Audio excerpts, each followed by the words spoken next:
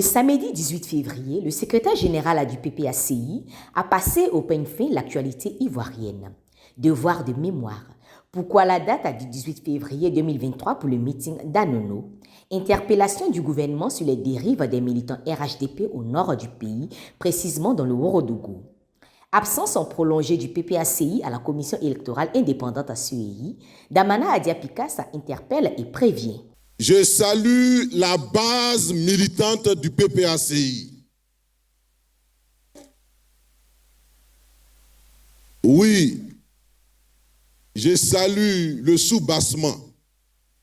Je salue la fondation. Je salue ceux qui font que nous sommes. Je salue ceux qui font que ce parti est debout.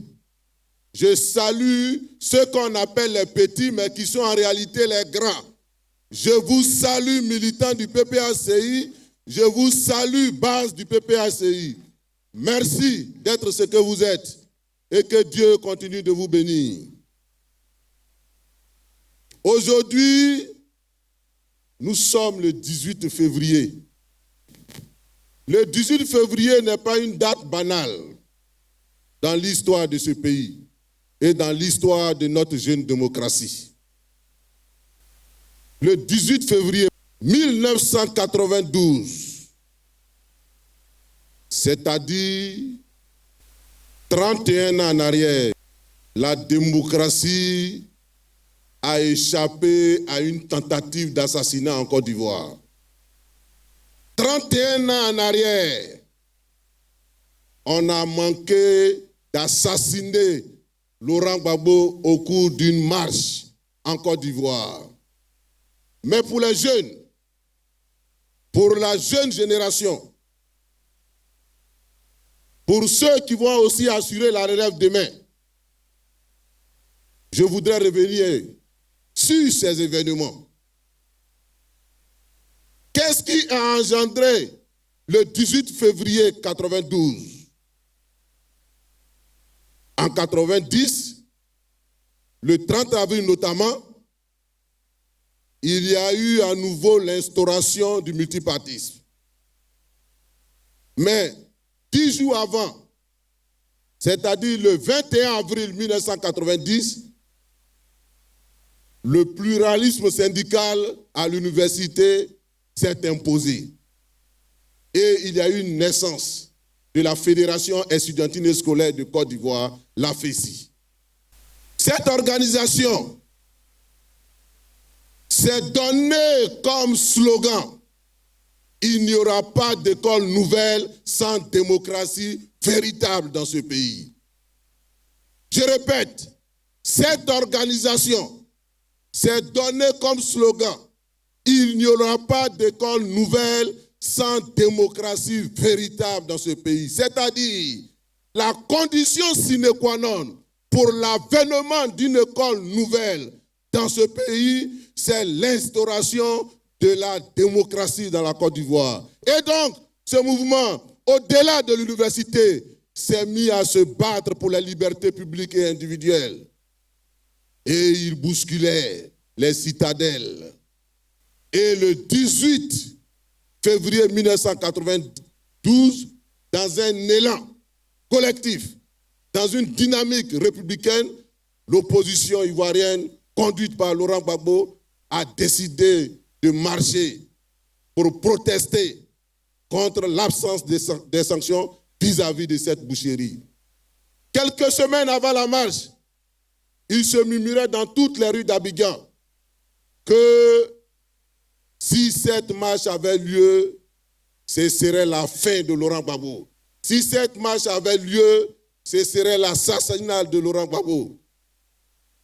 Tout le monde a été pris de peur. À un certain moment, nous avons même voulu que le président Laurent Gbagbo ne vienne pas à cette marche. Mais le 18 février 1992, devant la mairie d'Adjamé, puisque c'était le point de départ, on a vu un Laurent Gbagbo apparaître. Malgré les menaces, malgré les intimidations, il est apparu à cette marche et il a dit il est des moments où un responsable ne se dérobe pas face à l'histoire. Et aujourd'hui, malgré les intimidations, malgré les menaces réelles, je suis là devant vous. Et nous avons marché. Nous avons entamé cette marche républicaine. Et effectivement, ce qui devait arriver arriva. Ce qui devait arriver arriva. Laurent Gbagbo a manqué d'être effectivement assassiné. Voici, tout est parti. La marche du 18 février 1992. Les prisons sont pleines de prisonniers politiques, de prisonniers d'opinion. Les libertés publiques et individuelles sont prises en otage. Et au moment où je vous parle, nous avons notre vice-président exécutif, Stéphane Kipré, qui est dans le nord à Ourodougou et qui a empêché de tenir une manifestation, qui a empêché, qui a intimidé, qui a violenté, parce que simplement, il veut prononcer un autre son de cloche. La liberté continue toujours d'être embastillée, d'être embrigadée, et le PPACI ne peut pas être d'accord avec ça. Nous ne pouvons pas être d'accord avec ça. Et nous apportons tout notre soutien à Stéphane Kipré. Il faut que vous compreniez, chers camarades, que le changement de ce pays dépend de nous. Je l'ai dit la dernière fois à Bobo, on nous a menacés, mais nous sommes allés à Bobo. Et nous irons partout. Comme ils ont fait ce qu'ils ont fait là. Apprêtez-vous parce qu'on va envahir le nord. Nous allons envahir le nord. Nous allons faire des missions et nous allons aller au nord parce que le nord fait partie de la Côte d'Ivoire et nous ne devons pas perdre le nord. Regardez aujourd'hui, la commission électorale indépendante, la CEI, jusqu'à présent, alors que le dialogue politique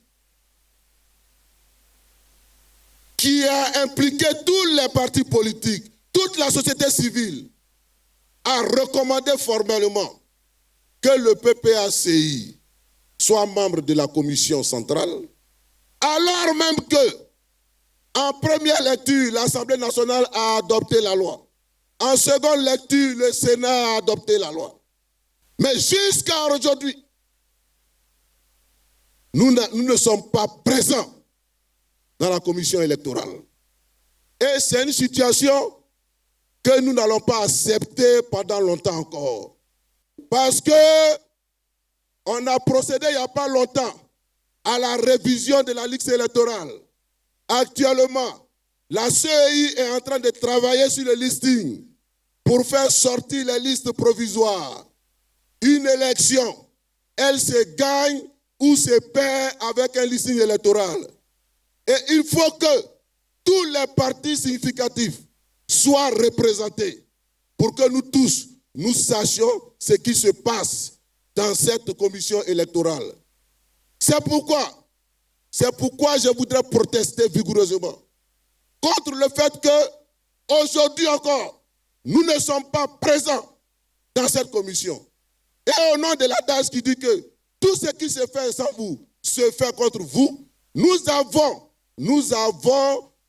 des raisons légitimes de penser qu'ils sont en train de tripatouiller les listes électorales contre le PPACI.